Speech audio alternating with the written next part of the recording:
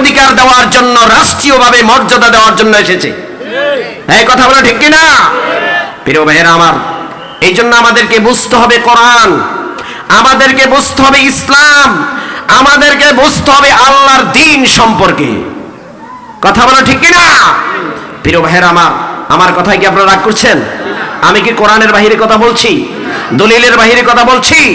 আমার সাথে রাগ করবেন না, যেহেতু আমি আমার পক্ষ থেকে একটি কথা বলবো না ইনশাআল্লাহ, যতক্ষণ এখানে আলোচনা করব। বলুন ইনশাআল্লাহ।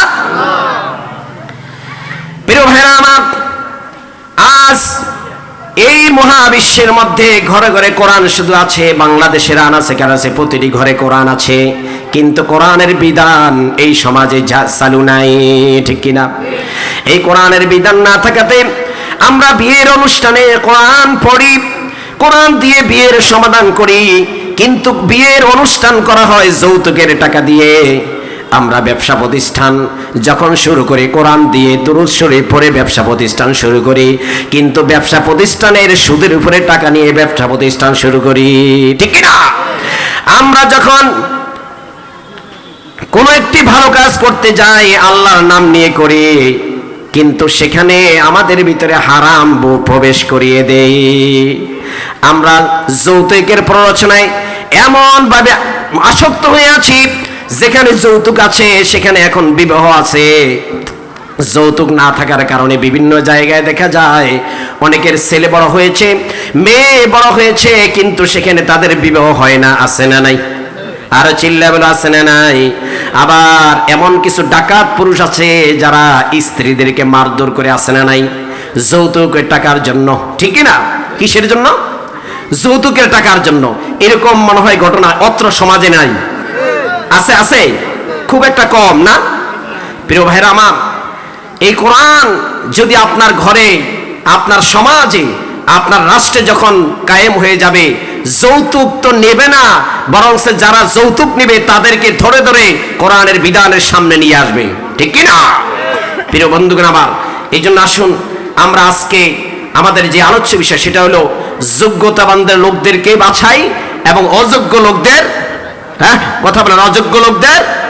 এটা আমরা শুধু এই স্লোগানটা শুধু আমরা মসজিদের মাদ্রাসার ক্ষেত্রে গ্রহণ করি, মসজিদ মাদ্রাসার ক্ষেত্রে যোগ্য লোক খোঁজ করি, অযোগ্য লোকদেরকে ছাঁটাই করি।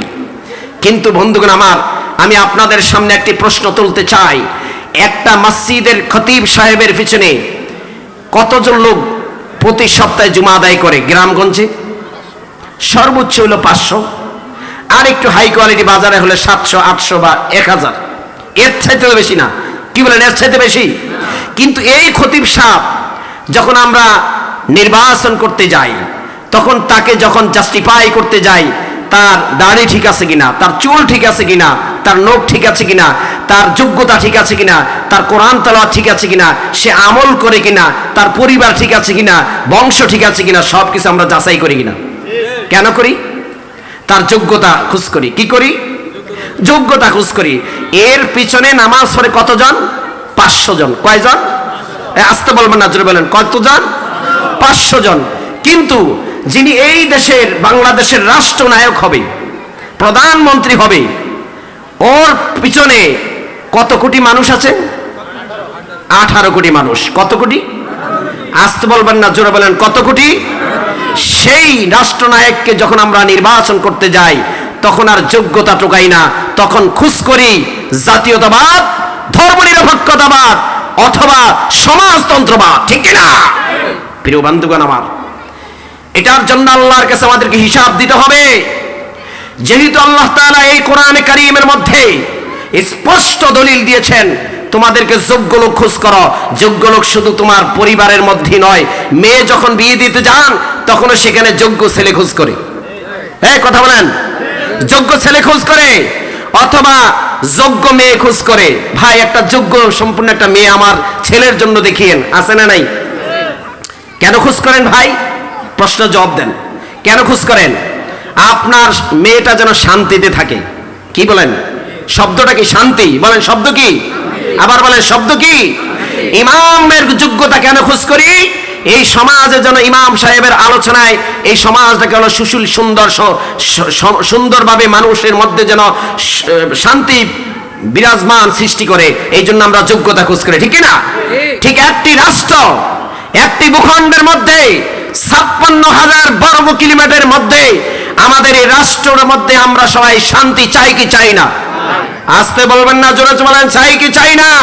কারা কারা চাই দু হাত উঁচু করে আল্লাহকে দেখায়। নারে তাকবীর, নারে তাকবীর। কোরআনের যোগ্যতা লোক আছে যেখানে, হাদিসের যোগ্যতা লোক আছে যেখানে, নারে